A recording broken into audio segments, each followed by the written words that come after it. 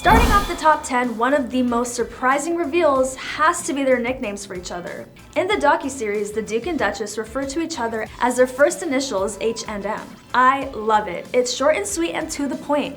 Other names that were brought up were Has, which Meghan apparently picked up from the friend who introduced them. And we also learned that the Duchess's friends and family mostly call her Meg. So days before the royal wedding, when she was receiving texts from her hospitalized father, she realized the texts must have been written from someone else, because the texts refer to her as Meghan rather than Meg. So fun fact, Miss Markle's first name is actually Rachel, which funny enough was also her name on the hit TV series Suits. The docu-series doesn't address why she prefers her middle name. Meghan isn't the only one who goes by a name separate from her birth name. The prince's first name isn't Harry, and it's not his son's middle name Harrison either. It's Henry.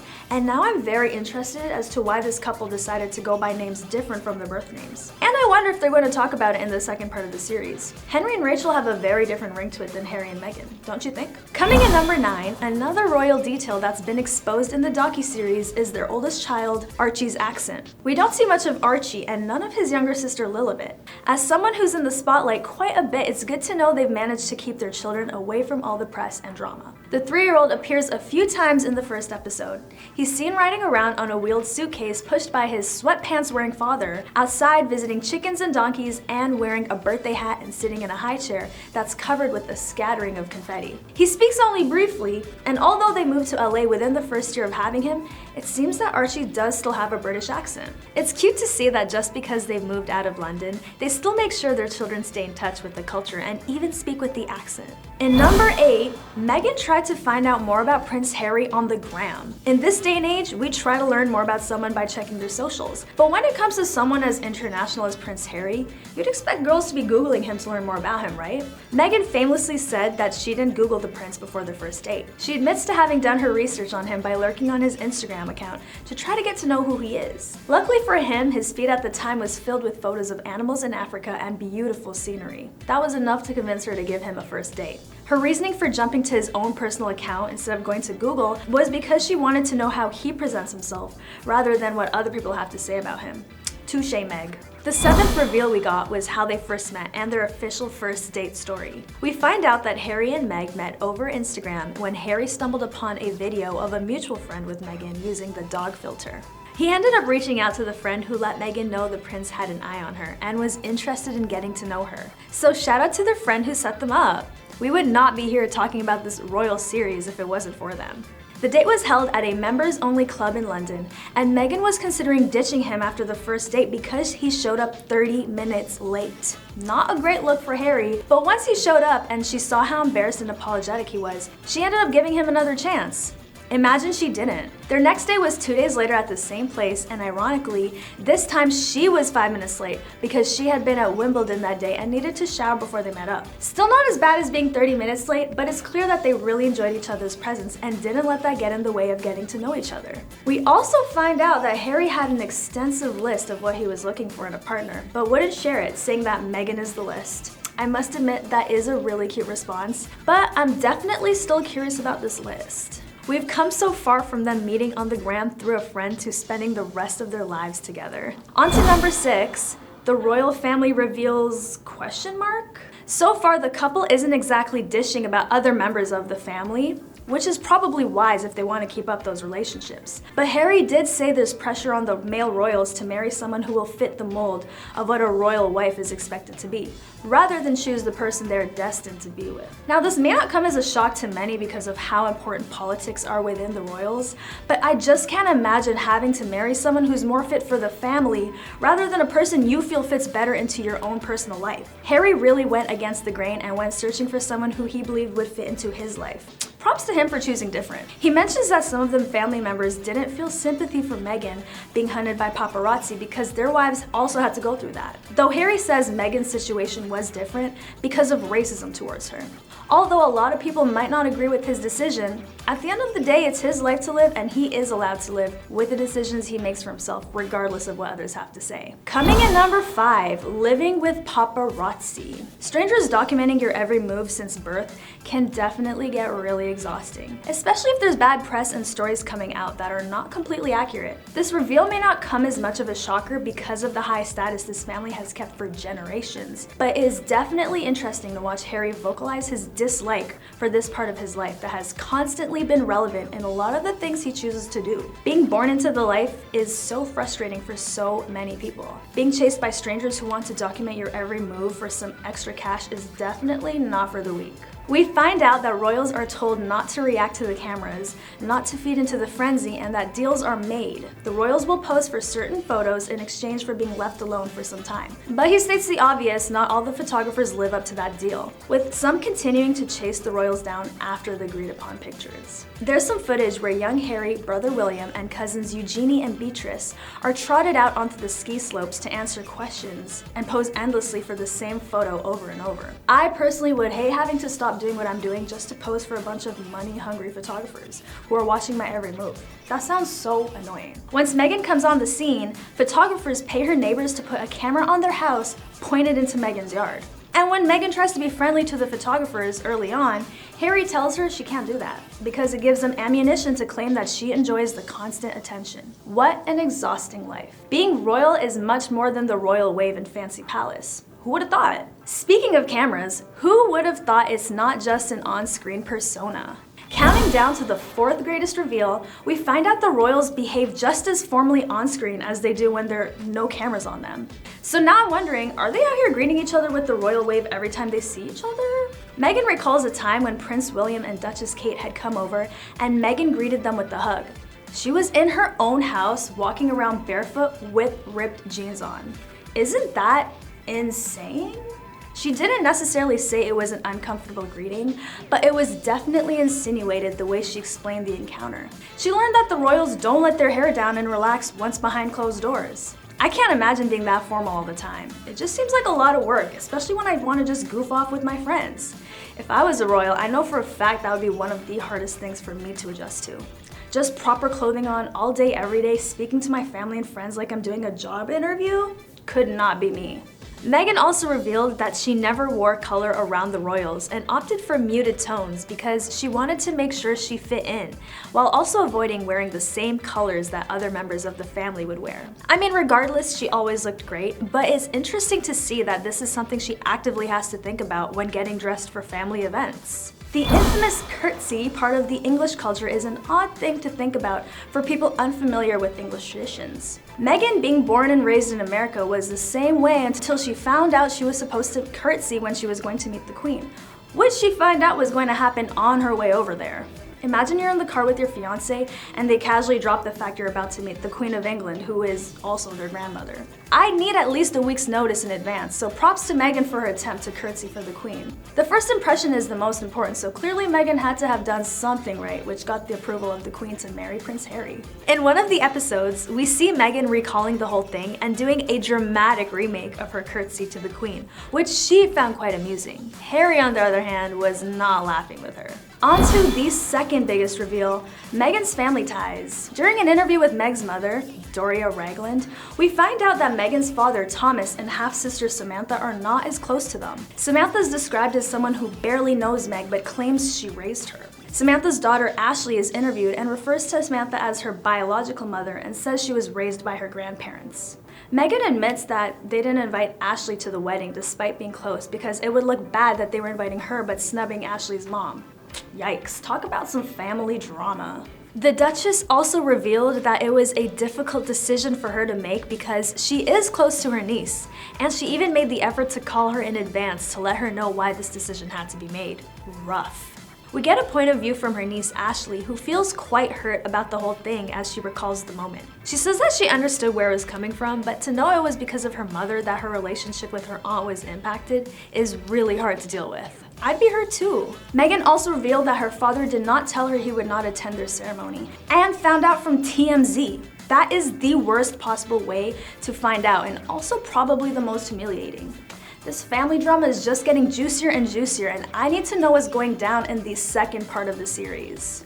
On to the last, the biggest reveal in the docu-series has to be the royal proposal. The prince took Meghan to a garden near his cottage at Kensington Palace and got down on one knee on top of a blanket with a ton of candles surrounding him. If you want to see the moment, check the docu-series because they provided pictures of the cute and intimate proposal. The moment wasn't a complete surprise for Meghan because she was tipped off by the fact that he popped a bottle of champagne, which led her to call her friend to share the excitement. But it still is a wild thing to find out a whole prince wants to marry you. Starting off with number 10, as a royal and someone with a solid acting career, it is interesting to see this royal couple ranked as D-list celebrities. That's right, not even the royals can hang. Am I the only one who finds it crazy that as royals these two aren't even A-list? Prince Harry and Meghan Markle are not yet considered A-list celebrities since they still haven't been invited to Barack Obama's 60th birthday, according to a royal expert. The former US president turned 60 in August, but their absence from his milestone celebration appears to be a telling sign that the Sussexes aren't as famous as they'd perhaps like to be. Speaking at the Henley Literary Festival, royal biographer Tina Brown said it's not very pleasant to be a D-list celebrity who for them doesn't have enough money. It's a wholly different game to be with those super rich people. Regardless of the reasons they made their decision to leave, it was hard to see this once loved couple set themselves up to become one of the most problematic and hated people. That is an insane way to change your life. In number 9, it was a known fact that many did sympathize with the Sussexes' complaints about their cold reception in Britain and a few royal protocols that did not sit well with them. But their latest accusations against the palace and the press feel wild and over the top, which is not doing them any favors in the opinions polls either. According to sources, the Sussexes are now among the most unpopular public figures in Britain. I know, shocking, right? The couple have a net rating of -26. Harry's ratings, according to YouGov, have crashed by 13 points since the documentary to -26, while Meghan's are reaching -39. The only royal who is more disliked than both is Prince Andrew. Meanwhile, William and Catherine, the Prince and Princess of Wales, enjoy net ratings of +62 and +57, respectively. Props to them. Fox News columnist Lee Cohen suggested Meghan and Harry are on track to be more hated than the Duke of Windsor and Wallis Simpson. Cohen said, like the Windsors before them, the Sussexes have fallen out of favor in Britain for their indecorous behavior. But while the Duke of Windsor let his people down by being irresponsible, he and his wife did not seek the spotlight in any meaningful way, nor did they exist as the Sussexes seem to, hell-bent to destroy the monarchy. Harry didn't seem to have any problems throwing his brother, father, and even grandmother, the recently departed Queen, under a big red double-decker London bus. But can you blame him? Not since Princess Diana, Harry's mother, gave her infamous interview in 1995 in which she explosively revealed, "There were 3 of us in this marriage, so it was a bit crowded. Has someone tried to cause this much damage to the royal family?" In number 8, the attempts to portray Meghan as the innocent victim who gave up her life to be a multi-millionaire royal duchess living in a $15 million mansion fell short of what they were hoping for, that Harry and Meg need to leave this country to avoid tragedy. After the release of their Netflix docuseries, are we really surprised to find out that this couple may have made matters worse for themselves? I mean, you're asking for attention at this point. To start, the point of this doc was probably to show them as victims of some tragedy, but when their lies were starting to become exposed, a whole lot of people started looking at this couple differently. Because at that point, it's like, what exactly are you making a 6-part series for if the things mentioned in it are not credible? According to the series, Meghan was shocked to discover that joining the royals wasn't like the Princess Diaries. Now there's a surprise. She claimed she had gotten no lessons in etiquette, wasn't taught to curtsy, and was caught off guard when she had to do so at a surprise first meeting with the late Queen Elizabeth II. Like someone give Meg the royal lessons. This contradicts reports that the Queen suggested Sophie, the Countess of Wessex, might be able to help her ease into royal life. So who here is lying? Given the deep rift between Buckingham Palace and the Sussexes, there won't be any royal talking head in the series, not even Princess Eugenie, the one member of the firm the Sussexes are still on good terms with. Vogue editor Edward Enninful isn't involved in the project despite being on good terms with the couple, it has been claimed. Apparently, Meghan and Harry, the fifth in line to the throne, were surprised there was a hierarchy within the monarchy. As someone who's been part of a long line of royals, their shock at how the monarchy works is pretty comical, because what do you mean it's shocking that there is a hierarchy? Let's be serious for 1 second, Harry and Meghan. It makes this couple look kind of pathetic because you claim you want to live a more normal private life, and while I agree that no one should have their privacy invaded, doing all that just for a more controlled media narrative where you can be in charge of the story just to get caught for lying is just a little embarrassing. What do you guys think? Moving into number 7, their humble cottage. When Meghan and Harry left the royal family, they really left. Now they have settled in LA with no regards to living up to that lifestyle. In Montecito, where they live in their $14 million mansion, is a humble cottage compared to what these other people have. I mean, 14 million is still a lot, but anyway. Word on the street is that Harry's tell-all biography may never be published. Even though they've taken all this money and Harry has made this book deal where he's supposed to spill everything about his horrible life as a royal, he might be having second thoughts because he understands there is no way back if he publishes it. Better think long and hard about this one, Harry. Royal biographer Tina Brown stated that the window is beginning to close, but always thought at some point a deal would be made and Charles would have to pay back the advance to stop Harry from writing this book. Brown was one of the last people to see Diana before she passed away at a lunch in New York in the summer of 1997. When asked what advice she'd believed Diana would have given to her son if she were alive today, Brown said the princess would have advised him to return to the family fold. Didn't see that coming. What do you think Harry should do? Comment down below. In number 6, it's pretty obvious that Prince Harry will not become king now. Even though the chances were already slim after stepping down, it is most definitely out of the question that we'd see this couple earn the royal titles as King and Queen of England. Damn, y'all really dropped the bag. After creating a lot of drama which led to a lot of backlash, the surprising news was followed by a statement addressing why they will no longer be using their titles and walking away. To summarize it, they wanted to transition into a progressive role and work to become financially independent while continuing to support the Queen from a distance. After their bold and controversial statement, they received a substantial sum from King Charles to help make their transition easier, but the funding stopped in the summer of 2020. Damn, you guys got cut off just like that? Now that they've been cut off from any financial support from the royals, the lavish lifestyle might be a little harder to keep up with. 5th on today's top 10, remember when Meghan used to act? She may say she has retired, but all the drama that has been following her ironically seems like an act in itself. The most LA thing to do, Meghan now hosts a podcast called Archetypes, where she's joined by other famous guests such as Mariah Carey, Serena Williams, and Paris Hilton. Okay, but she's still a D-lister? That's kind of embarrassing. She used to run a successful lifestyle blog, The Tig, which she shut down after getting engaged. The blog made her an estimated $80,000 a year from sponsorships and endorsement deals. Okay, I see you, Meg. Back when the couple made the decision to leave, Meghan signed a voiceover deal with Disney and a contribution of her salary was given to wildlife charity Elephants Without Borders. Meghan's net worth before retiring was around $5 million, making $50,000 each episode for her role on Suits and a combined $360,000 from her roles in the movies she'd done back in 2010. Back when she was still living at the palace, the royals suggested that she shouldn't need to give up her acting career fully, but she insisted on leaving.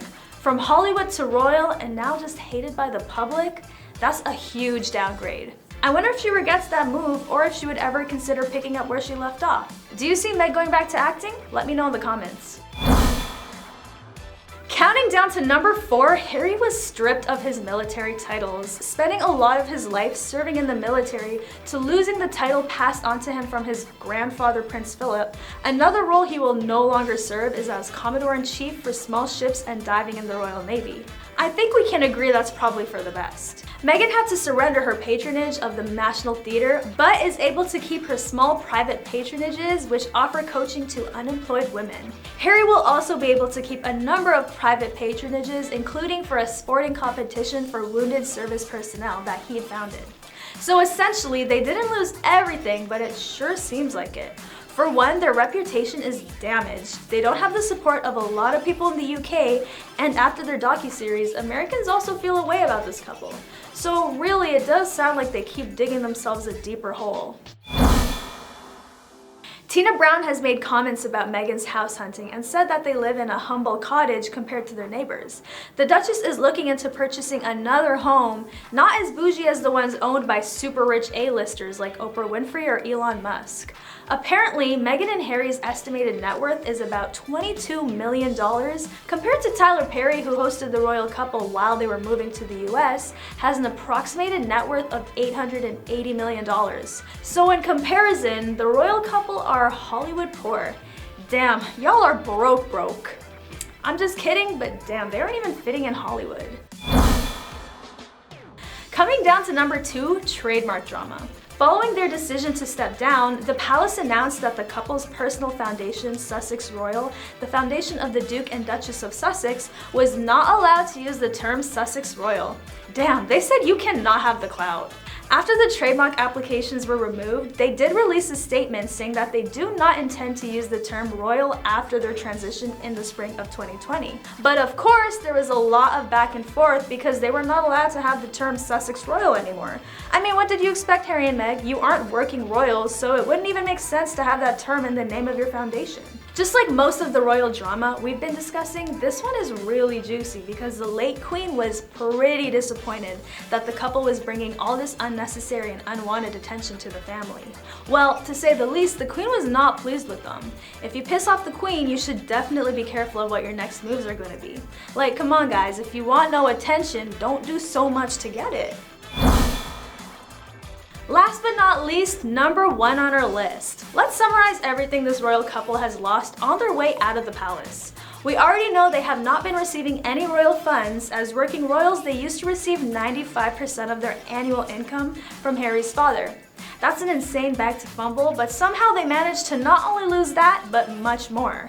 Their security arrangements were also taken back. They lost a lot of their royal titles, the support of their family, and even fans who were once sympathetic to their situation. They were unable to keep the Frogmore cottage, which was gifted by the late queen when they got married, which they offered to repay after they had stepped down. Not to mention, they lost respect from a lot of people who looked up to them during their time as royals. Their reputation has become very questionable after the allegations that have come out about them lying in the Oprah interview and their docu-series. Their ratings just keep on dropping. Yikes. Anything else I missed? Do we think this couple is digging their own grave? As hard as it clearly seems for this couple to stay in the shadows, that might be their best bet for now. But then again, how else would they plan on making their money if they aren't finding all these easy cash grabs, which are in turn ruining their reputation?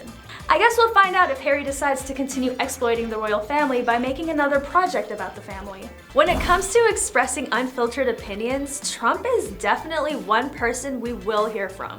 The businessman and former US president had some words to say about Markle, calling her disrespectful to the queen and even stating that he is not a fan of hers. Trump does not shy away from making sure everyone knows his feelings towards the Duchess of Sussex. But who says Meg even likes you, Trump? Maybe stick to business and stay out the politics.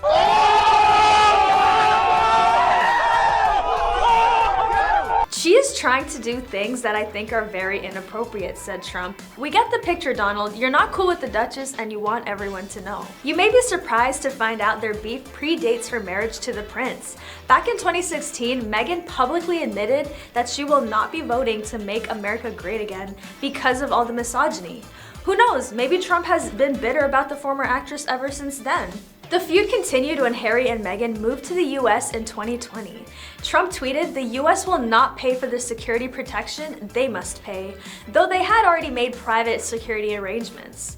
Several months later, the couple released a thinly veiled endorsement of Joe Biden, to which Trump responded during a White House briefing. "I'm not a fan of hers. I wish a lot of luck to Harry because he's going to need it." Wow, Trump caught some serious feelings. In his interview with Piers Morgan, who has his own history with Markle, Trump suggests that if it were in his power, he would do even more to penalize the couple for rejecting royal life. It's a good thing that Trump does not have that kind of power. Or any power at all. Yikes. Number 9 on our list of celebrities who hate Meghan is Piers Morgan. We all know the British journalist has had quite the history with Markle, and in more recent times, the news has always felt like one-sided beef where Morgan goes out of his way to hate on everything the Duchess does. Piers, you're sounding like a real fan right now. Give Meg some room to breathe. Many have made note of this weird obsession Morgan seems to have. In fact, Google Trends shows many are even asking, did Meghan Markle and Piers Morgan date? Some history on the two that might help to explain their complicated relationship. With their first time meeting in 2016, after she messaged him saying she was a fan of his, the pair developed a virtual friendship before meeting for a drink in London when Meghan visited the UK to watch Serena Williams at Wimbledon. We had 2 hours in the pub. She had a couple of dirty martinis and pints. We got on brilliantly. Then I put her in a cab, and it turns out it was the cab that took her to a party where she met Prince Harry. The next night they had a solo dinner, and that was the last I ever heard from Meghan Markle. I never heard from her again. Meghan Markle ghosted me. It seems as if he was hurt that someone he had developed a friendship with was no longer interested. Did Meghan lead Piers on, or did he just not get the friend zone? Comment down below. And yet it was the fact that Meghan distanced herself from Piers after meeting Harry that made him conclude she isn't a genuine person. I really liked her, that's why it hurts, he said. I just think she's a slight social climber, I'm afraid. Hold up though, can we just really take in this possible relationship? I think Meghan might have broken Piers's heart. Now that's some tea. Sounds like rejection hit Piers hard for him to continue going out of his way to say nasty things about Meg. On to number 8, Meg's estranged dad, Thomas Markle. Thomas, an ex-Hollywood lighting director, has spoken about her daughter's relationship publicly and described their decision to walk away from the royals as embarrassing. Damn, you know it's bad when even your family is not on your side. Their relationship soured in the run-up to their 2018 Windsor Castle wedding when he admitted to agreeing to stage pictures of himself. Thomas wasn't seen at the nuptials, and he didn't walk his daughter down the aisle either. After skipping the wedding, he repeatedly slammed the royal family in the press, once comparing his daughter's in-laws to a cult. Meghan and her father no longer speak. Damn, do you think Thomas is keeping some things quiet, or do you think Meghan only cares about her status? Comment down below. 7 on our list, competing to being the biggest hater in the family, Meghan's sister Samantha doesn't seem to have many good things to say about Meghan after she became the Duchess of Sussex. Wow, the whole family. Meg girl, what is you doing?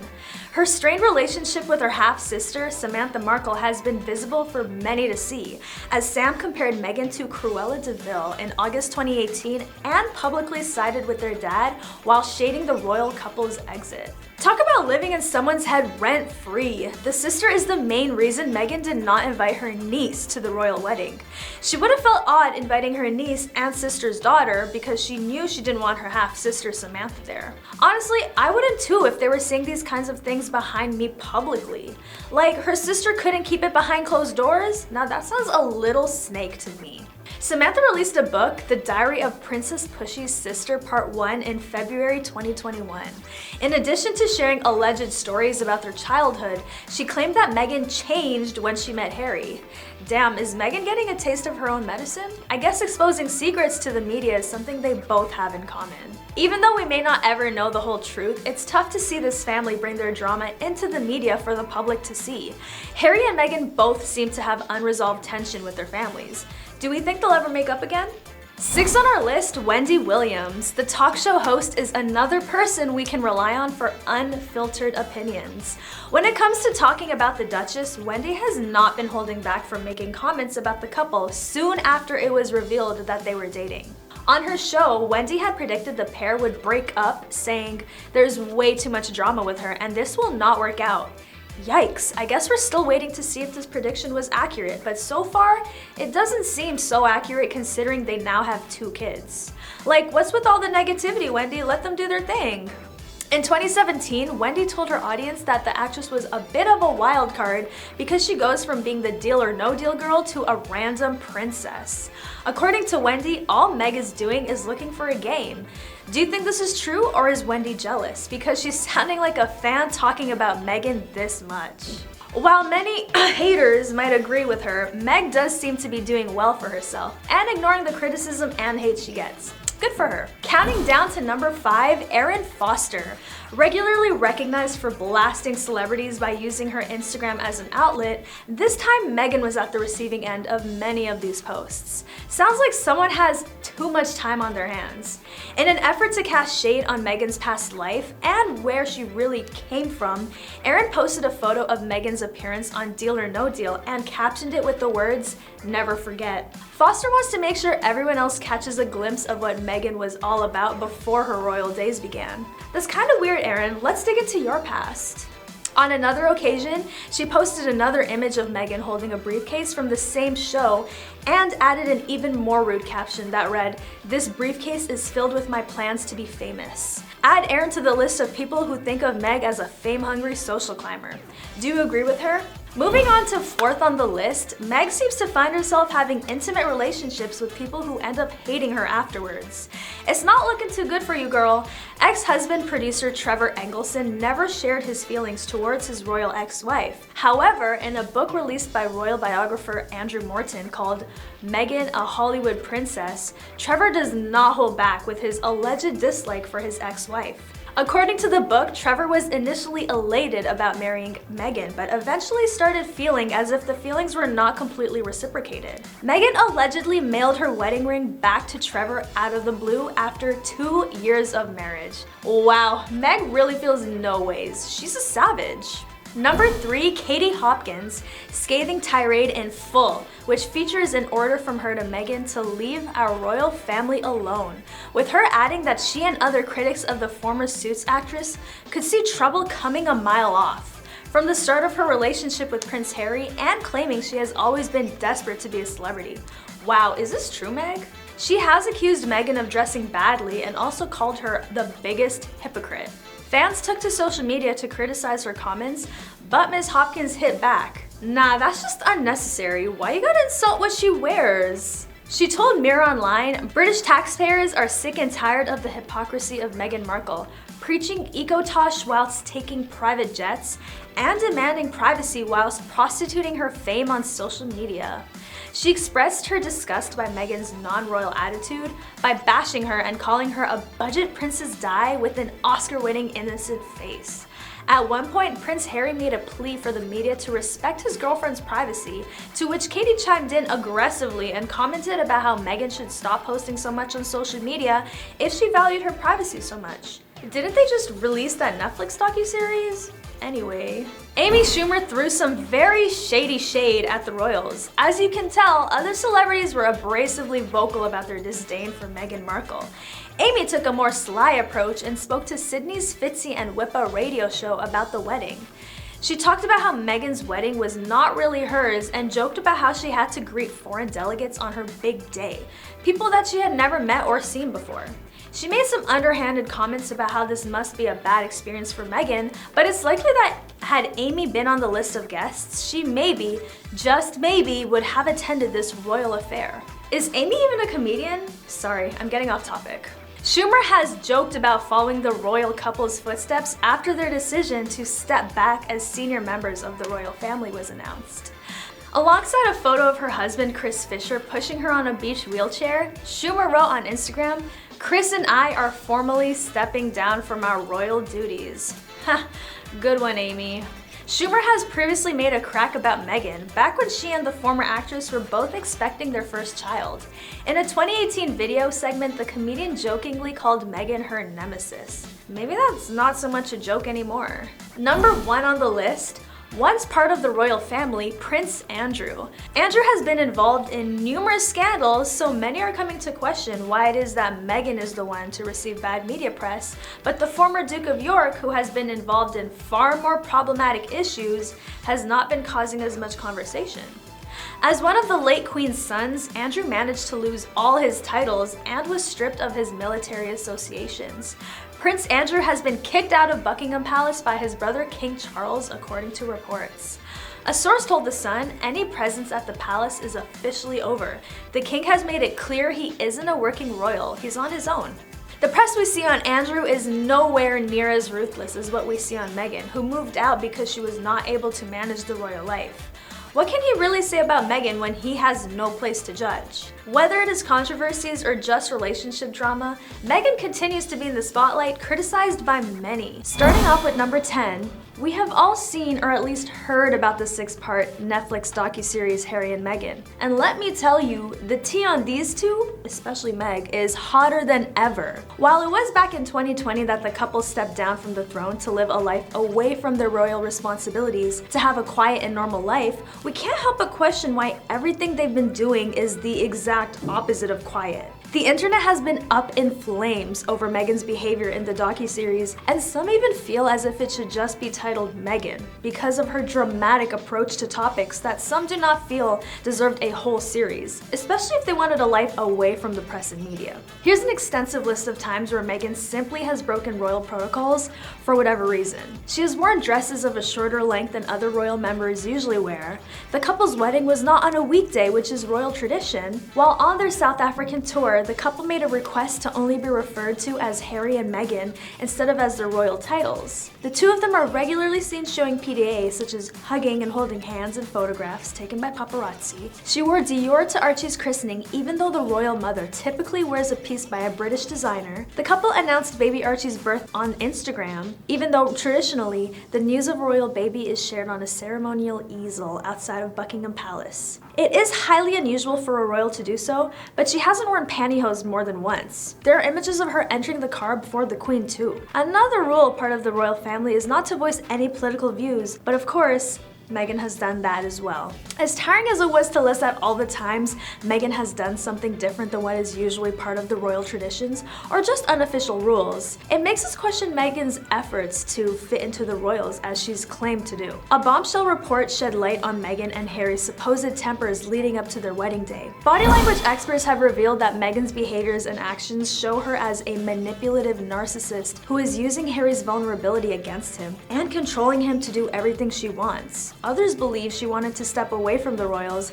because she was unable to control the narrative of the British press. That is some drama. Let me know in the comments below if you agree. In an astonishing allegation, the Queen was forced to step in and pull Meghan and Harry in line after Meghan was told she couldn't wear the original tiara she'd picked out from the Queen's collection. Meghan had her heart set on this tiara with emeralds, and Prince Harry hit the roof when they were told it was impossible for her to wear it. As the origins of the tiara could not be 100% confirmed, the Queen apparently would not loan it out, and it did not go down well. Apparently, there was a very heated exchange where the Queen spoke to Harry about Meghan not being able to have whatever she wants.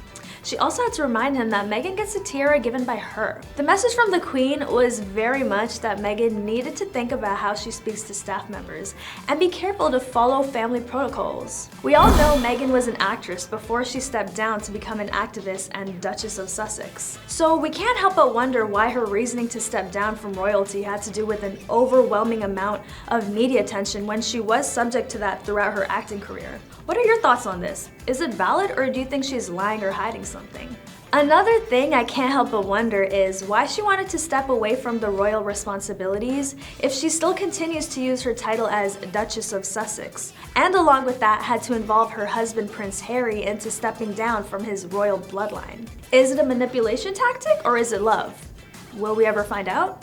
Now she may say she has called it quits on her acting career, but this just might be her biggest act of them all.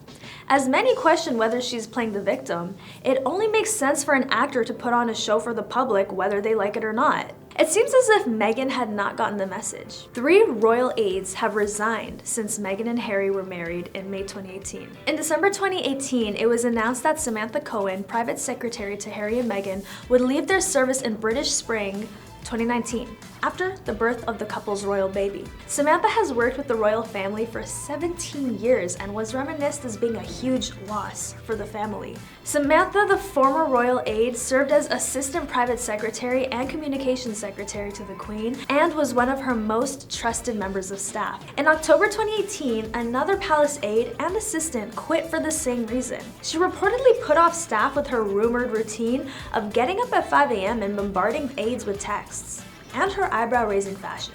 Counting down to 7th on the list, many people are starting to believe Meghan's actions are more performative than true advocacy. If you want to go and do something to help an underdeveloped region, Is it necessary to bring cameras with you to record you doing a good deed? Meghan might be onto something, and we're starting to think the bigger picture is to show people that she's a good person who helps others while simultaneously using her status to get her way. Other times the cameras have been an issue is during the docu-series when the couple was called out for using a royal family approved picture of them walking out to prove a point about them being hounded by paparazzi. On top of all this, Harry drew a comparison between Meg and his mother, the late Princess Diana. This obviously caused outrage, with some calling the comparison disgraceful and disrespectful. But the tea is that the use of these clips has led several former royal aides to hit out at Harry and Meghan. According to The Telegraph, who say the couple did not experience any incidents of press intrusion in any way comparable to Diana. Instead, they believe the pair are unfairly equating gossip and negative press with the type of paparazzi hounding which regularly followed her. 6th on the list, Meghan mocking the royal traditions. Now, as many know, there is a scene in the series that shows Meghan doing an overly dramatic take of the royal curtsy she was to do when she met the Queen. As she's laughing it up, look over to Harry and notice his reaction. He's staring at her as if he's annoyed with her mocking something that is part of his tradition. Interesting. Seeing as he is uncomfy with the mockery, it's definitely not a good look for Meghan at all. Other than the mockery, there have been several instances where Meghan chose to do what she preferred rather than respecting the rules of the royal family. Meghan's critics would say it was presumptuous of her to think that the centuries-old monarchy would suddenly change up its operations because of a newcomer. Meghan's not known to be someone who's going to change herself just to please the people around her. There was a conversation where Meghan had to be reminded that she and Harry were not as high on the royal hierarchy as William and Kate Middleton, because Harry is only 6th in line to the throne, while William one day will become king. One of Meghan's journalist friends, Omid Scobie, also proved some suspicions people may have had about her. The observations align with views offered by other authors and royal reporters interviewed for the ITV documentary. These observations also follow reports that allege that Meghan bullied palace staff, prompting a Buckingham Palace investigation. Meghan, now living with Harry in California, has strongly denied the allegations, saying she was a victim of a smear campaign ahead of her and Harry's bombshell interview with Oprah Winfrey in March. Now, if your own friend is confirming some of these suspicions that are pointing to you being different than what you claim, it really does not come off as a good look.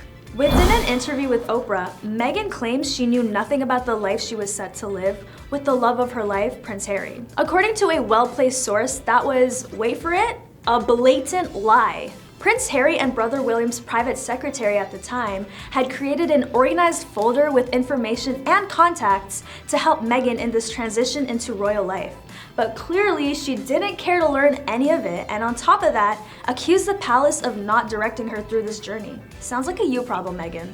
Another lie she had orchestrated was about not having her niece invited to the wedding, which she said was guidance through the palace, when in reality, the press team was desperate for Meghan to have more family and friends at the wedding, but she simply didn't want Ashley, her niece, exposed to the media.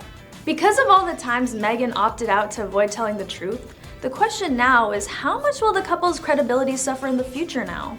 As we continue to spill the tea, here's number 4 on the list. After the infamous Oprah interview dropped back in 2021, the couple has been accused of prolific lying. With lies being told, people can't help but wonder what is the truth and what is being exaggerated. After getting an award for heroism, royal expert Angela Levin has spoken about how they did not deserve it because of the things that were said in the interview.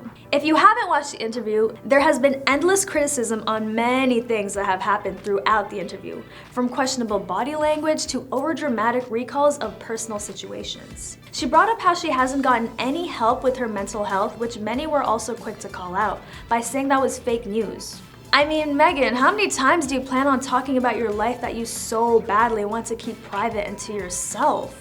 Third on the list is the very natural feeling for Meghan to have this status and media attention while taking it for granted. Since she, along with the rest of the world, knows that Harry has vocalized his dislike in the media attention, there are theories that Meghan is low-key eating it up. To be fair, Prince Harry has gotten much more attention throughout his life, so she has to remain on the same page as Harry and make sure the public can see she isn't liking it either when, let's be real, we all know the real tea. I mean, why else could you possibly be making the news as often as you do if you didn't like it? In number 2, we have the fact that Meghan is simply American. A lot of the English folk do not want to welcome her into the royal hierarchy because of her non-English blood. As funny as that is, it does make sense for the English people to continue wanting the throne to remain English. But on top of that, Meghan's actions have shown that she does feel entitled to more than she is getting because of her position in the hierarchy. Speaking of the prince, the number one way Meghan has used her status to get her way on the list is her relationship with Prince Harry for reasons related to status more than love. Now, although we don't 100% know about the relationship or what happens behind closed doors, the general assumptions seem to be about Meghan using her newly achieved status to try and get her way while playing the victim card. Yikes, this is getting too hot to handle now. When it comes to the Duchess of Sussex, there seems to be no boundaries. Critics have all felt enormously free to make statements about how she supposedly used her acting skills and other ways to trap Harry, and used him as a stepping stone for her own ambition of becoming rich, famous, and even someday a politician. Some believe she is just faking being in love for an ulterior motive, while others believe she ditched her whole family and made Harry split up and isolate himself from his brother Prince William and the rest of the royal family. Hold on, there's more. She's also accused of commercializing and using the royals, being an opportunist, and many more. Starting off with number 10, Meghan has been heavily criticized for her actions from the press, public, and even former friends. A former friend of Meg's accused the Duchess of being fame hungry and said Meghan's goal was always to become a household name. She's insanely smart and poised, but very, very guarded. She's not a person you can actually be friends with. She's the type of person who is best friends with her stylist. Ouch, Meg, is that true? After moving to Toronto to film the drama series Suits, Meghan began spending time at exclusive bar venues like Soho House, while surrounding herself with the likes of celebrity stylists Jessica Mulroney and Misha Nonu. I get it, you're getting a little attention, so you want to hang around people who have similar social status. Meghan was known to socialize with foreign heiresses, upper crust, smart, ambitious. Nona's friend told Vanity Fair they have everything and they want everything. And even though that might not necessarily be wrong, we can't help but wonder why Meg discards her old friends when newer, cooler people come in the picture. A close friend to Prince Harry, Nonu has previously been reported as the matchmaker who set him up with her new friend. Another Hollywood insider revealed that Meghan even held a Sayonara Zara party, where she gave away her old clothes once she could afford the high-end labels worn by her Suits character paralegal Rachel Zane. Am I the only one who thinks that sounds really corny? Meg, you could have simply donated the clothes you didn't want to wear anymore instead of trying to get attention over something as uninteresting as getting rid of clothes. What do you guys think? On to number 9, add relatives to the list of people who have criticized her publicly. Accusations have been made by half-sister Samantha Markle since Meg's rise to fame. In 2016, Sam told The Sun that Meghan always dreamt of being a princess, painting her as a social climber. Ironically, her dream did come true, and then she chose to step down.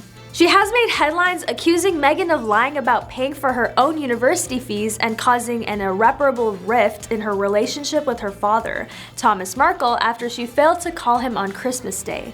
I've never seen anyone so rude and hurtful and heartless and absent a soul in my life.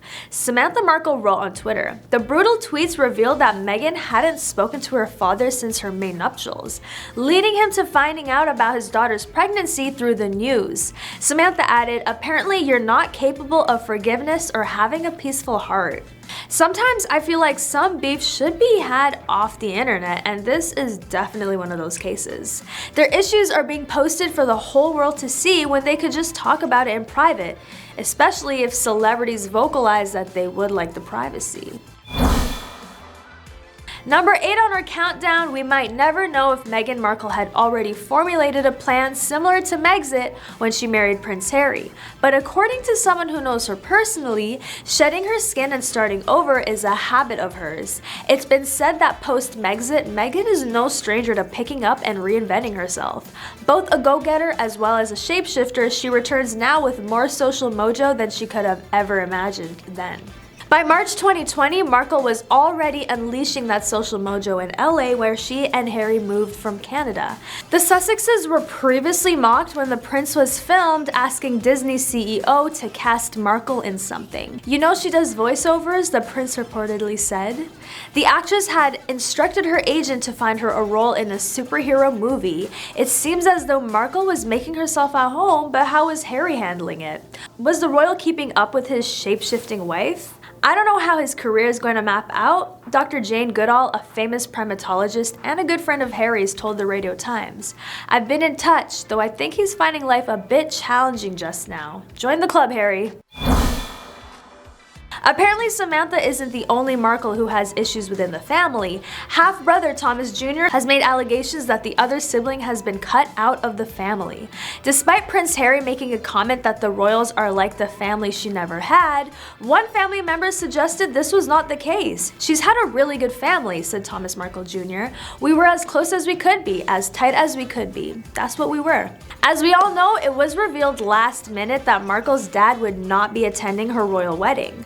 Confirming the news, she said, "Sadly, my father will not be attending our wedding. I have always cared for my father and hope he can be given the space he needs to focus on his health." Apparently, her actions behind closed doors did not match. The shocking news of his absence reduced both Meghan and Harry to tears. After turning up to Kensington Palace unannounced, Samantha was overcome with online abuse. However, she hit back in support of her father, saying that the Duchess should bow to the daddy, accusing her half-sister of giving fake waves and smiles, and not giving time to the one who was always there for her. Samantha simply wanted Meghan to reach out to her father so he could know she is well, happy, and to touch base. What do you think of this family drama? Is Meghan the wrong here? Number 6 on our countdown, someone call up Steve Harvey because we've got more family feuds. Samantha has claimed that Meghan is not paying enough attention to her father after making numerous attempts to speak to Meghan about the health of their 74-year-old dad. Kensington Palace refused to respond. Whether or not Meghan was aware of this, her publicist tweeted, "This doesn't need to be public. We would prefer to keep this private." Samantha is coming to the UK this week, like it or not. This could be after Markle's dad staged his own paparazzi shots before the wedding. Despite many requests for photographers to stay away from Thomas Markle, he apparently worked with members of paparazzi to stage photos showing him preparing for his daughter's royal wedding. It was alleged that he made a healthy profit from this too. While there was much speculation on this, it was reported Thomas decided not to attend the nuptials to avoid embarrassing the royal family. Only days later, he changed his mind. Forget about the Kardashians, I can't even keep up with the Markles. From what the media portrays of them, they just seem pretty dysfunctional. But at the same time, it's definitely entertaining. Meghan has allegedly hidden her half-sister's disability. Samantha, who was diagnosed with MS back in 2008 and is in a wheelchair, hiding family members' disabilities seems very familiar. I'm surprised Meg didn't get along well with another family who is known to do that. I'm looking at the royals. Samantha also believes her sister has avoided speaking out about it publicly. She has even spoken out that Meghan has abandoned the family. In addition, she said that the two sisters have not been close, especially since her diagnosis. Born 17 years apart to different mothers, their relationship was never the smoothest, and despite Samantha's claims, we doubt this is due to her disability. Samantha constantly talks bad about Meg and treats her poorly due to jealousy, so I want to say it has nothing to do with her disability, but everything to do with her attitude. What do you guys think? I personally cannot justify Samantha's actions because all she's ever done is spoken badly about her sister, which is mostly why Meg never even invited her to the royal wedding. Number 4 on our list, Meghan's older half-brother is certainly not royal family material. Just like his father, he is on his second divorce and similarly declared his own bankruptcy in 2013. However, the real topper is that Thomas Markle Jr. was taken into custody after allegedly holding a weapon to his girlfriend's head. He was charged with unlawful use of a dangerous weapon, menacing, and domestic violence. This does not sound like ideal behavior for a brother-in-law of Prince Harry, but to be fair, the royal family does have Andrew, who was only recently kicked out of the royal palace. So don't worry, Meghan, there is literally nothing worse than that. But speaking of royal family material, apparently Meghan always wanted one thing in life, and that's to become a member of the British royal family. Sounds like some manifestation to me. Now, she's never confirmed that, but her friends have said that she always had a fascination with the royals.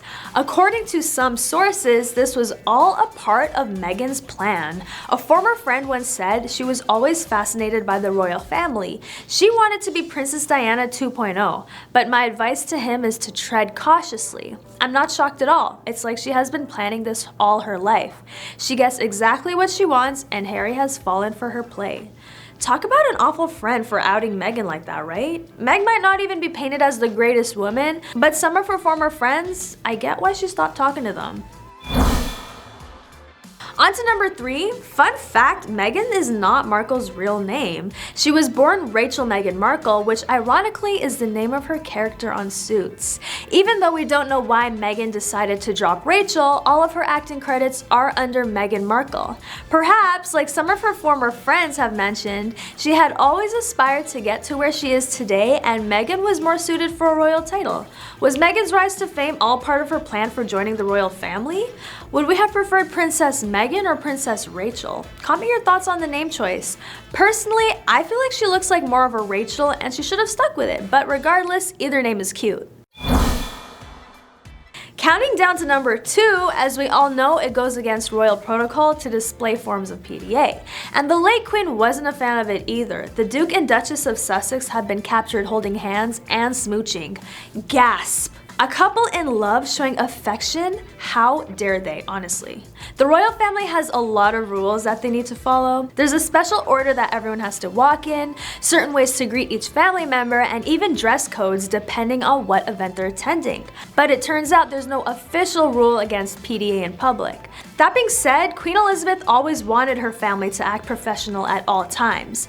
It's kind of like when you're out in public with your parents and you just know that they don't want you kissing your partner. To the naked eye, it seems like Meghan Markle and Prince Harry are madly in love. It turns out that to the trained eye, that's exactly what it looks like too. Body language expert Darren Stanton, on behalf of Slingo, says that the two really are smitten with each other. You know, because of all that hand-holding and lingering stares. With that being said, of course, once you are part of a new family, it's important to respect certain things, especially when it comes to their reputation. All the PDA made people wonder if Meg was just craving the attention and all the cameras on the couple, or, here's a shocker, she's actually in love with the person she married. What do you guys think? Is their PDA unacceptable, or should people mind their business a little more? Our final reason Meg is a social climber, remember her little friend Piers Morgan? Morgan was very vocal when it came to accusing Harry and Meghan of lying. You may remember in the Oprah Winfrey Wine-a-thon, about 17 different things that came out of their mouths were quickly proven to be untrue, and were added again with a Netflix documentary. He claimed the couple now ruthlessly exploits their titles as the Duke and Duchess of Sussex for hundreds of millions of dollars. During the Oprah interview, Meg claimed that she and Prince Harry shared their vows in their backyard with the Archbishop of Canterbury, who later refuted the claims, saying the wedding was celebrated on the 19th of May, the day of their marriage, which was also publicly televised.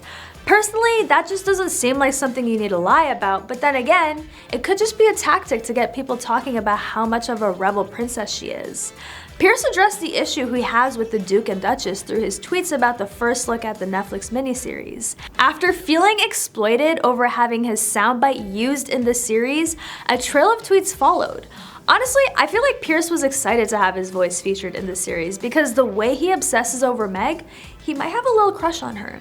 Morgan even called the royal a deluded, spoiled, manipulated brat, and also slammed Prince Harry for waging a relentless, vicious public war against his own family.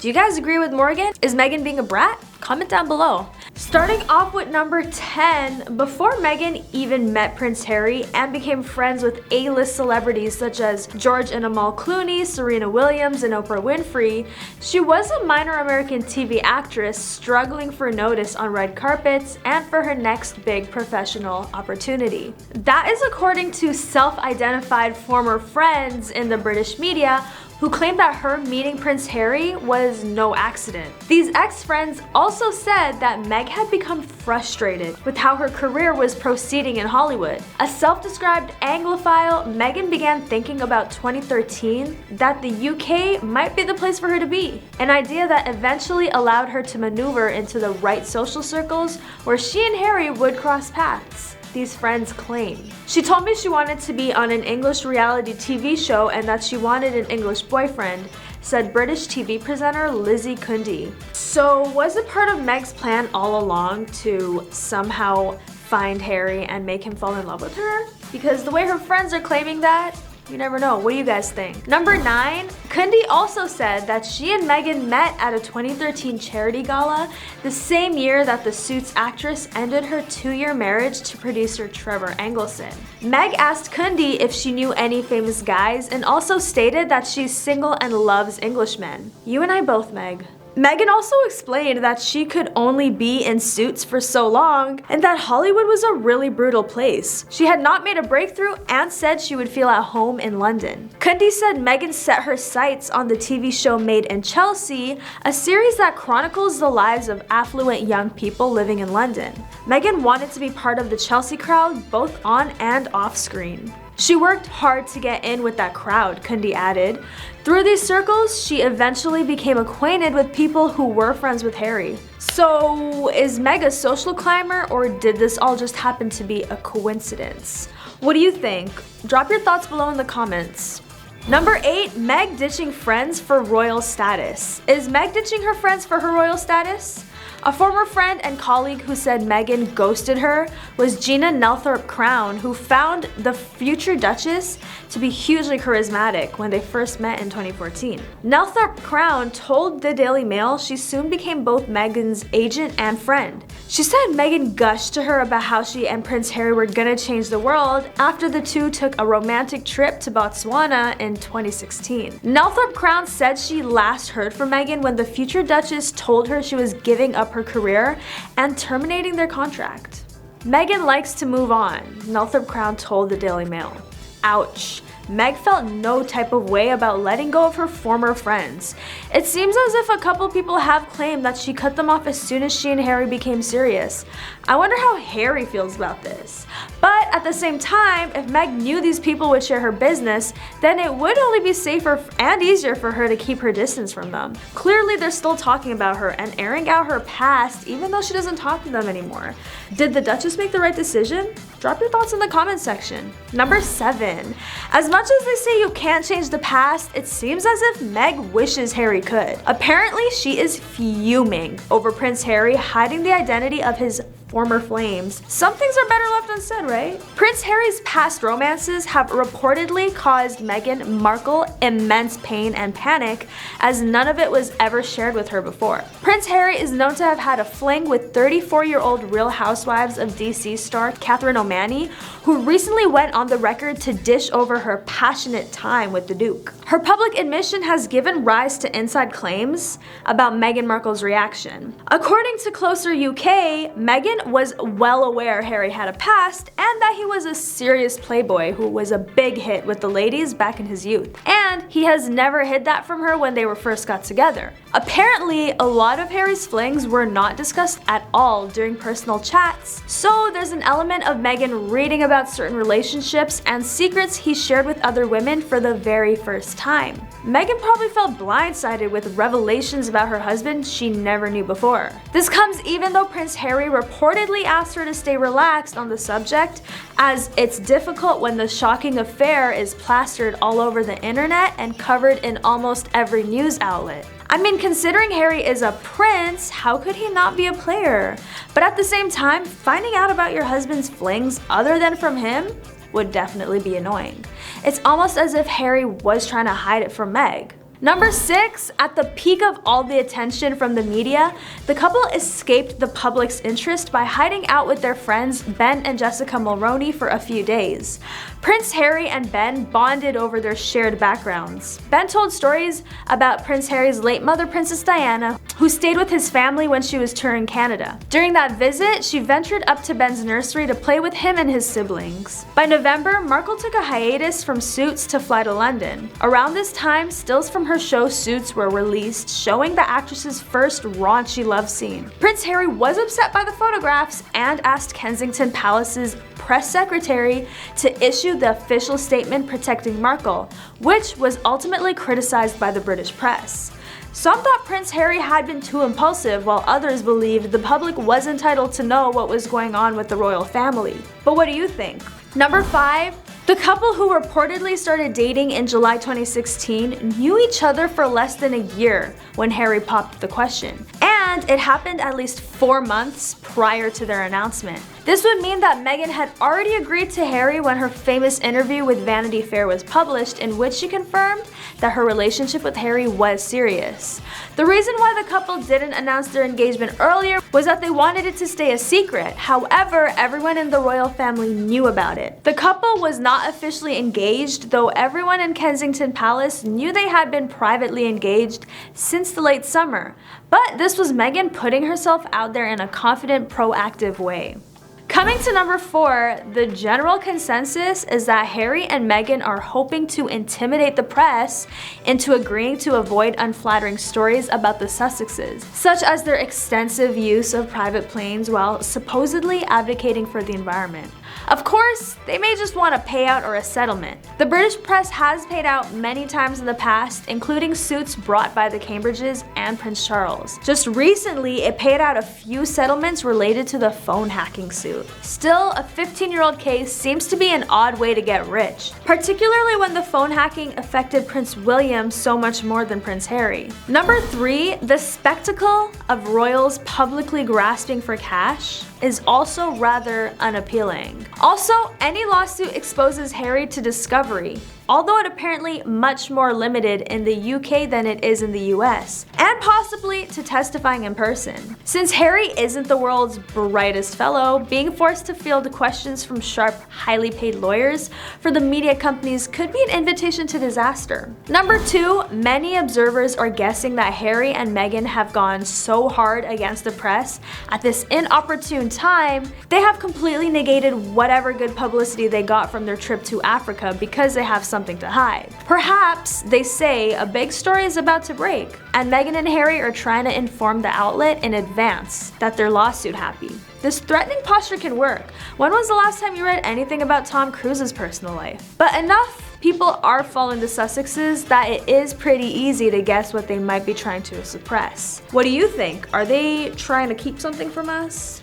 Number 1, Harry's past may have been a wild ride, but a lot of the drama Meg keeps behind her about her own family and former friends is pretty interesting. Her older half-brother Thomas Markle Jr. has claimed that he's at the lowest point of his life, and he claims that he lost his job and home due to his sister's fame. Markle Jr. was recently evicted from his rental home in Grants Pass, Oregon, and is now living in a small hotel room with his fiancée, her son, and their 2 dogs. In an interview with The Sun, Markle Jr. blamed his sister's global fame for his downward spiral and claimed that he has been unable to find a new job or a new place to live due to being known as Meghan's crazy brother. Markle Jr.'s relationship with his sister has been strained for some time, with the half-siblings previously criticizing Meghan in the media and claiming that she turns her back on family and friends if she believes they are of no use to her. Meghan's fans have called Markle Jr. and Samantha opportunists, seeking to exploit Meghan's fame for their own gain. However, Markle Jr. has claimed that he has been living under a microscope since Meghan's engagement to Prince Harry in 2017, and that he has been unable to find work or secure a new place to live due to the negative attention brought on by his sister's fame. Despite the strained relationship between Meghan and her half-siblings, it is clear that the Duchess of Sussex's fame has had an impact on their lives and has brought both positive and negative attention their way. While Meghan enjoys a luxurious life with her husband and son at Windsor Castle, her half-brother is struggling to make ends meet and find stable housing. It is unclear if Meghan and her half-siblings will be able to reconcile and repair their relationship in the future. In her new book, The Diary of Princess Pushy's Sister Part 1, Meghan Markle's half-sister Samantha makes some controversial claims about the Duchess of Sussex. According to Samantha, the royal is allegedly ungrateful for the financial support provided by their father, Thomas Markle, and is described as being demanding and belittling and controlling. Markle is said to have received whatever she wanted and needed from their father, but instead of showing gratitude, she is alleged to have acted in a controlling manner. While the book paints both Meghan and Prince Harry in a negative light,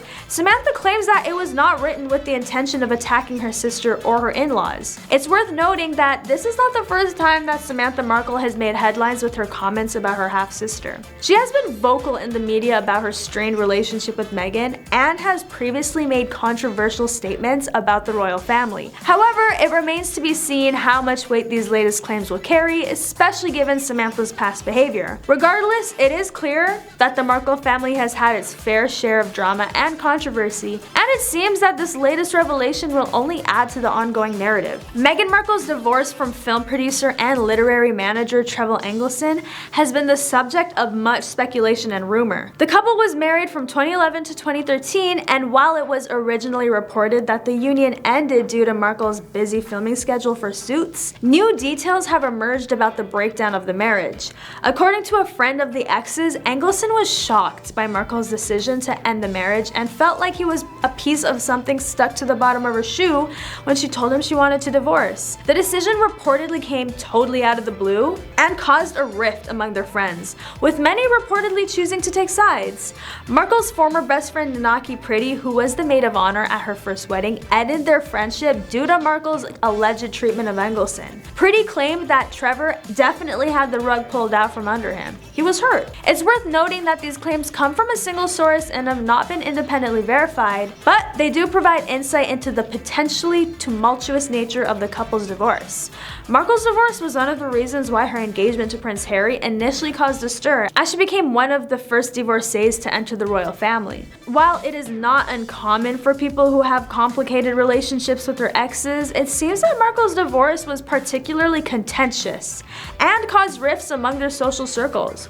Regardless of the circumstances surrounding the end of her first marriage, Markle has moved on and is now happily married to Prince Harry with their two kids, Archie and Lilibet. Starting off with number 10, Mad Meghan. Meghan and Harry's whirlwind romance has been in the spotlight pretty much since they got together. With fans and haters watching their every move, this couple is used to getting lots of attention, whether they like it or not. When Harry got with Meg, people started watching Meg like a hawk, dissecting her every move. Naturally, when you're part of the royals, people are gonna be more inclined to know what you're like. As someone part of the royal family, displaying strong emotions is not necessarily expected, especially in a public setting. After being invited as a guest speaker at the Power of Women charity benefit, Meg seemed irritated after pictures of her were published where she was seen lashing out at an employee in the parking garage. Pics published in the Daily Mail show her looking pretty ticked off while pointing directly at someone. Some believe she was scolding one of her employees, while others say she was letting a parking attendant have it. As a person,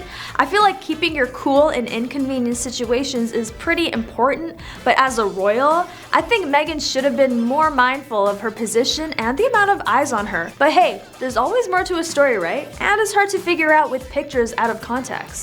Number 9, 14 top staffers. When the series Harry and Meghan dropped, a lot of criticism came out of it. And of course, the palace insiders were seething with rage at allegations made in the Netflix docu-series. The trailer was also slammed by online trolls who called the series hypocritical. In conversation with Sky News Australia's Paul Murray, Megyn Kelly mentioned her perspective on the bullying allegations and how they were coming out from the abandonment of her friends and family family. Her wedding peppered by only celebrities and no one who actually knew or loved her. Ouch, that one even hurt me, and she isn't even talking about me. Kelly also brought up how the palace lost 14 top staffers in the past few years, and how it's not normal to lose 14, especially at that level when you're royal. People probably really want to work for you. I think it's more about needing to work rather than wanting to work for the royals, but yeah, I'm sure someone's dream job is to work for an entitled and privileged family, who, might I add, have very specific demands. Royal family lovers don't come for me, just my personal opinion. The haters were quick to bring their opinions into the discussion, calling the couple out for writing a letter making it clear that the monarchy is a horribly oppressive system. Right before signing their letter, the Duke and Duchess of Sussex. This outrage has caused former employees to voice their frustration with NDAs that limit them from saying anything about the lies in the Netflix docu-series. One of the palace staffers claimed that Meg knows the workers can't financially protect themselves by going to court, so she thinks she can do whatever she wants without many repercussions. Counting down to number 8, the royal ultimatum. Before Meg and Harry's relationship was made public, there was some turbulence. The streets are saying Meghan apparently told the prince that she'd break up with him if their relationship was not made public. Maybe she wasn't sure whether the scandals would be worth it if the relationship wasn't serious enough, or she wanted that royal status ASAP. What do you think? Was her motive to be known as a royal member, or is there more to the relationship we may never know about? My girl Meghan seems to love her man enough for the world to know and wants the same. An ultimatum does seem a bit extreme and almost manipulative though. But do you think Meghan forced his hand to release a public statement announcing their relationship to the world? According to a source, the nature of this media push was rageful, which made Harry start freaking out and worrying for his relationship. Number 7, complaining. During the royal tours, the smiles and nice photos covered up the behind the scenes of the tour, which was apparently a nightmare. This tour is an amazing time to empower others and be a good role model as a royal. It's tradition and is keen for the royal family to build good relations and is also good publicity. Only issue is Meghan didn't see the importance in that and has been quoted on multiple occasions by staff for saying, "I can't believe I'm not getting paid for this." Meghan, you got to travel the world and be treated royally. Is that not enough? I get time is money, but if you're doing it for the man you love, wouldn't you just want to do it for him and his family instead of for personal gain? Number 6, Meghan Beckham. An English TV personality says the Duchess of Cambridge became increasingly frustrated with Meghan's attitude towards her privileged position and feels she ruined her relationship with her brother-in-law Harry. Kate apparently was not amused by the way Meghan was behaving. You never see Kate whining and moaning, and she's had a fair bit of bad press herself, but you don't see her going on TV. She does it the right way. Meghan should have taken a leaf out of Kate's book. According to Lizzie, Kate also blames Meghan for ruining her once close relationship with Harry. Before Meghan came on the scene, Harry, William, and Kate were so close. Now Harry seems to be a different guy. It seems Meghan has alienated him from his friends and family. Lizzie adds that just like the Queen, Kate's biggest fear is that Meghan will sell out the monarchy for millions. The Queen is worried Meghan will go nuclear. She's worried she will go to the Oprah Winfrey talk shows and spill all the beans on the royal family. I mean, look, already her friends have gone and said the royal family is toxic. I think the Queen had to take firm reins and let them have their way, let them go, because she needed to take control.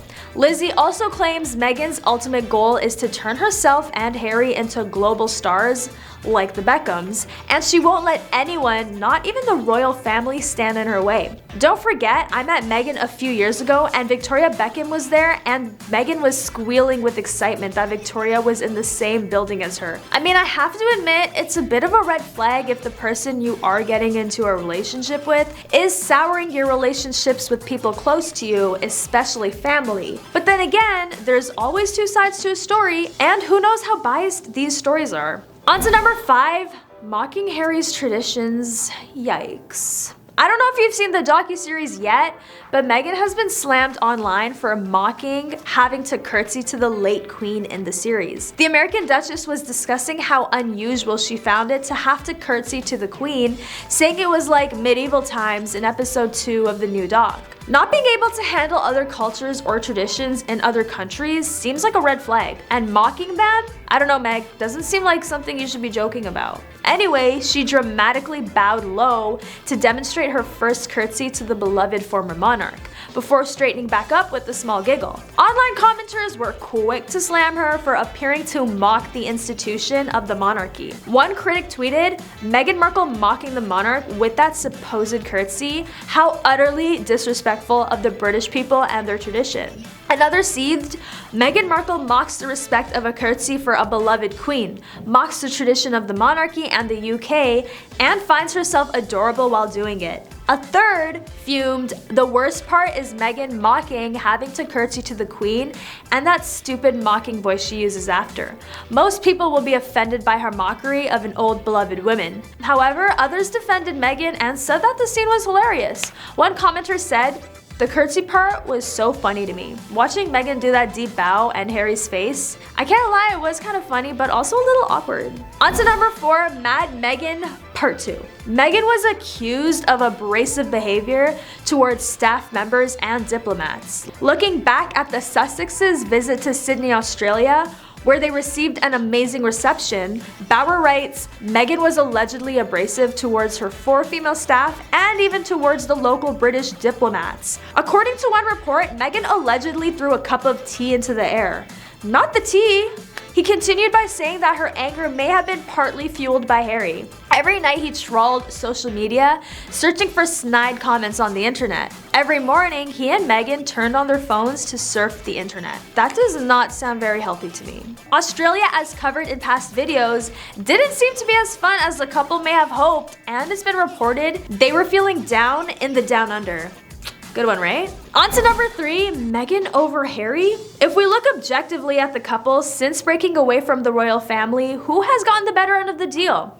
Meghan Markle is living in LA, pitching Hollywood decision makers, voicing Disney documentaries, and positioning herself as a woke cultural voice. Prince Harry has given his family the cold shoulder, severing ties with his late grandma, father, and brother. He's reportedly been depressed and feeling down. The high point may have been when he was filmed reading Thomas the Tank Engine. It doesn't take a genius to figure out who's benefiting.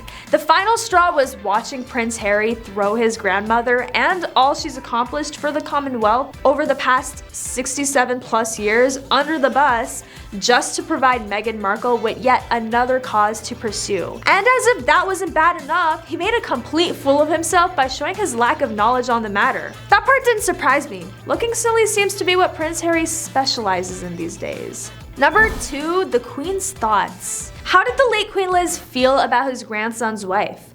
Queen Liz once said he is too in love with Meghan. Queen Elizabeth was truly delighted when she was informed that Harry and Meghan were tying the knot. However, she was under the impression that Harry was perhaps a little over in love with Meghan. That was the most the Queen had ever said against the new Duchess of Sussex. Was Queen Elizabeth implying that the couple's intense love was actually a red flag?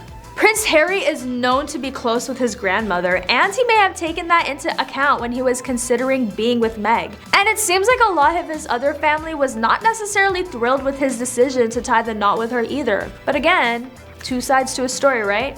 And last but not least, what kind of royal family drama is it without the royal in-laws hating the newcomer? Prince William allegedly absolutely hates his brother Prince Harry's wife Meghan Markle.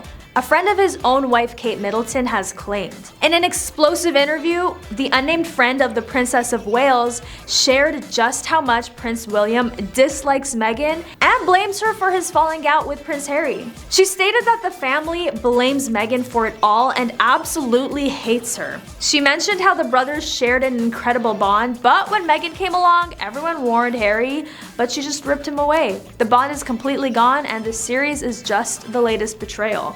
Their friends said that the couple's relationship is really toxic and destructive for all of them. At the end of the day, they are a family who feels as if their family life has been ruined by Meghan. Clearly, the family is upset from whatever the couple has been spilling about them in past interviews and now the docu-series. But it is interesting to think about how Harry never thought to expose the royal family this way until he got with Meghan. Is Meghan contributing in getting Harry to expose his family's drama? On the other hand, Harry is a grown man and is able to make decisions for himself. But it is important to note that his whole family shares the same sentiment about Meghan. Red flag? But speaking of family, Meghan does not have the best family ties either. Meghan Markle's relationship with her family was a hot topic in the run-up to her wedding. Her husband-to-be inadvertently caused a stink when he said of the Windsors to BBC Radio 4, "It's the family that I suppose she's never had." Prince Harry's comment hurt the Markles, who hit back, "She's had a really good family." Half-brother Thomas Markle Jr. claimed, "We were as close as we could be." So why did Harry shade them? So many questions, not enough answers, and from the looks of it, we'll never know. Number 10, lack of support.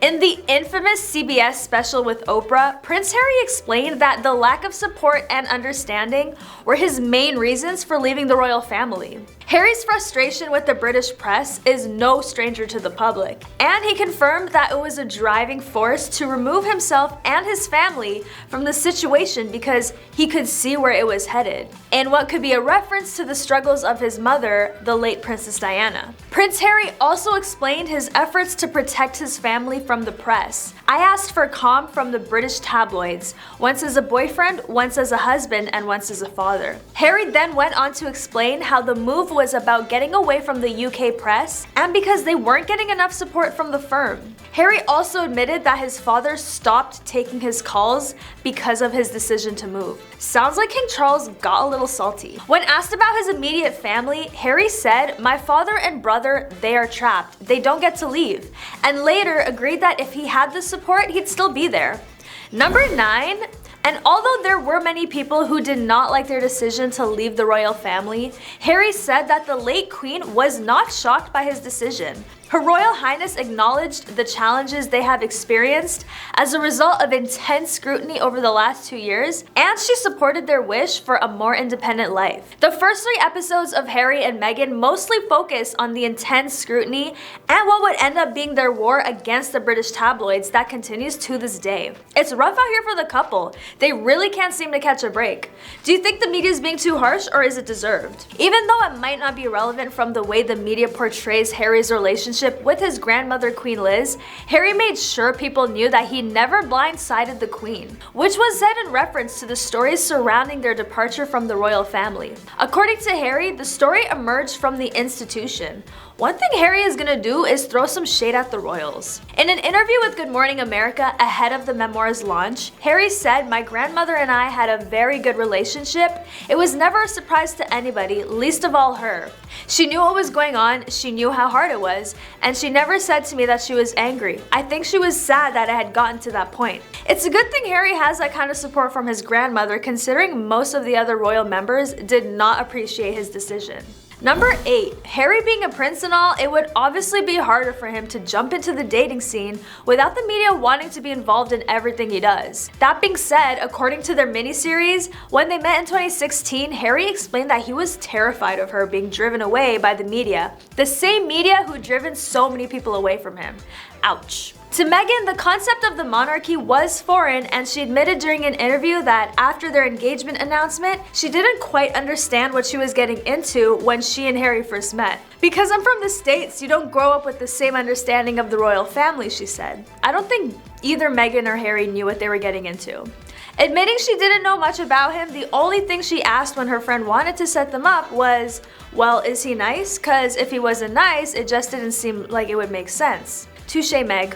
Number 7, the press coverage on the couple was starting to become more vicious, and Meghan's mother, Doria Ragland, told her daughter that she believed it was because Meghan was mixed race. In a rare interview featured in the 2nd episode of Harry and Meghan, Doria remembered, "I said to her that this is about race. You may not want to hear it, but this is what's coming down the pike." Mama Doria knew what was going on because much of the earlier coverage of their relationship unapologetically made reference to her background or race. Tabloids said she was from the wrong side of the tracks, and the Daily Mail ran a headline that read, "Harry's new girl is almost straight out of Compton."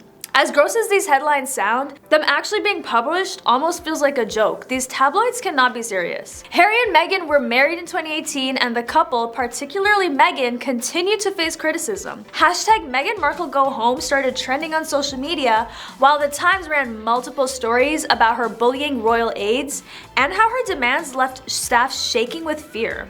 A Sussex spokesperson called the accusations a calculated smear campaign, and bad feminist author Roxane Gay tweeted at the time, "These British papers really cannot tolerate that Prince Harry loves a black woman. They will never ever stop trying to tear Meghan apart." During her pregnancy with Archie in 2019, Kensington Palace staff were put on high alert due to the rise in racist online abuse targeting the Duchess of Sussex. Neil Basu, who was in charge of royal protection during his time at the Metropolitan Police, told Britain's Channel 4 that if you'd seen the stuff that was written and you were receiving it, you would feel under threat all of the time.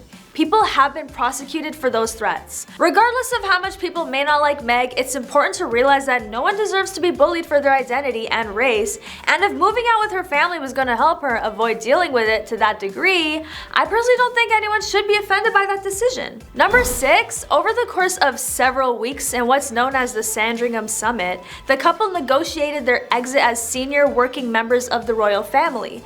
It was an unprecedented move that sent shockwaves through Britain. Although we would have preferred them to remain full-time working members of the royal family, we respect and understand their wish to live a more independent life as a family while remaining a valued part of my family, the late Queen Elizabeth II said in a statement at the time. The move was dubbed Megxit by the Sun newspaper on January 9, 2020. The use of her name rather than a collective term for the two of them was interpreted by some as Meghan being the instigator, despite it being highly publicized that it was a mutual decision. During a panel called The Internet Lie Machine in 2021, Harry explained, "Maybe people know this and maybe they don't, but the term Megxit was or is a misogynistic term. And it was created by a troll, amplified by royal correspondence, and it grew and grew and grew into mainstream media, but it began with a troll." Following their departure from the royal family, the couple took out several lawsuits against major news publishers. For the invasion of privacy, they sued the Daily Mail for the unauthorized publishing of a private letter Meghan wrote to her estranged father. For defamation, they took the Mail on Sunday to court and won when they published an article that alleged Harry had tried to keep secret details of his legal fight to reinstate his police protection. Harry and Meghan really said mess around and find out. They are not playing with anyone. Number 5, when Harry released his memoir Spare, it would be his experience and stories told for the first time in his own words.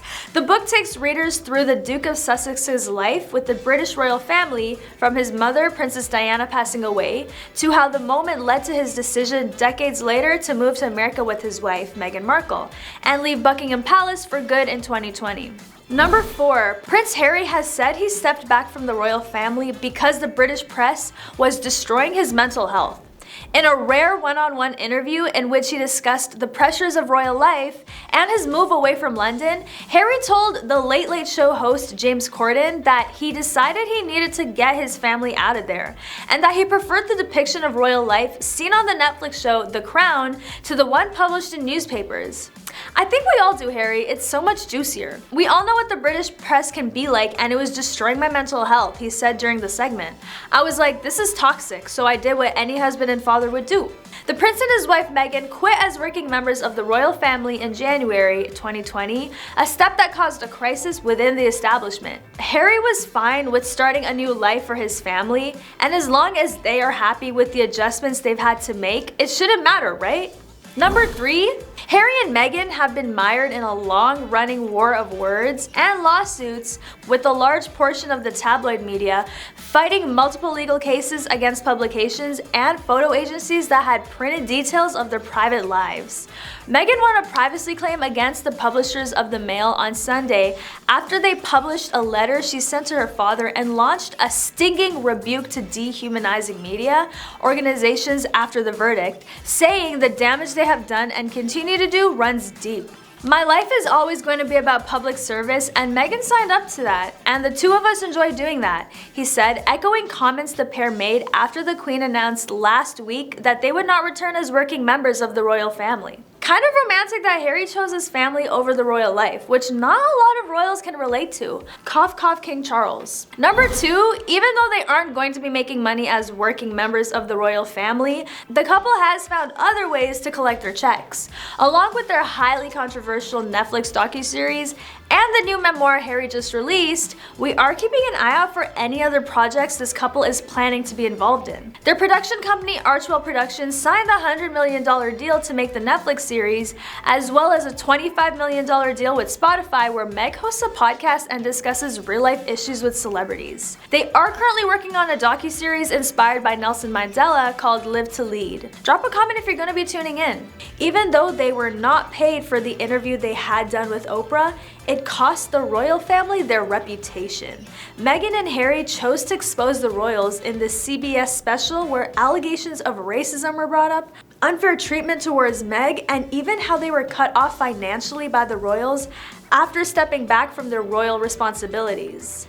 As juicy as the memoir is, Harry does not seem to hold back his distaste for the relation the royals have with the British media. Harry even insinuated that the relationship the royals have with the press has dictated a lot of kinds of attention and headlines they've had, calling them an extended arm of PR over 30 years. We already knew how much Harry dislikes the paparazzi, especially after his mother's fatal car crash, so I guess there's no surprise that he decided to go in on the British media and their invasive tactics. So I can't blame him for being annoyed with them. I can only imagine how tiring it is to have to be careful of how you live to avoid making headlines as often as they already do. Number 1, last but not least, Harry's 2 children, who also happen to be mixed race, were a leading factor in moving out what they claim to be a toxic environment for their family. As risky and controversial as their announcement to step back from the throne was, Harry did say if it wasn't for the inheritance his mother, late Princess Di, left him, the decision would not have been as likely.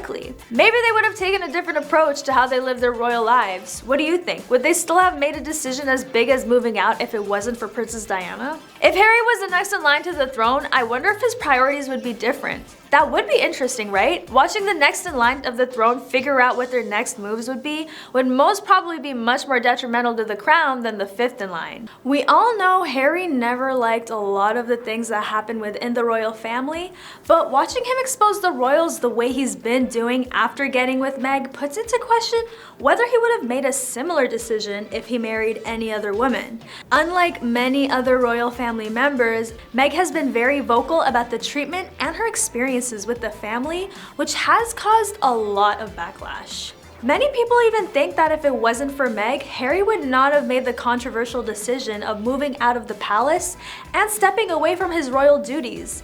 Even his relationships with his own brother seems to have become much worse than what it was before he was dating Meg. As problematic as the prince is being right now makes us question if he's always been like this, or being with Meg has driven him to become like this. Do you think the topics Harry chose to discuss in his memoir was his own decision, or do you think Meg played a role in influencing that decision?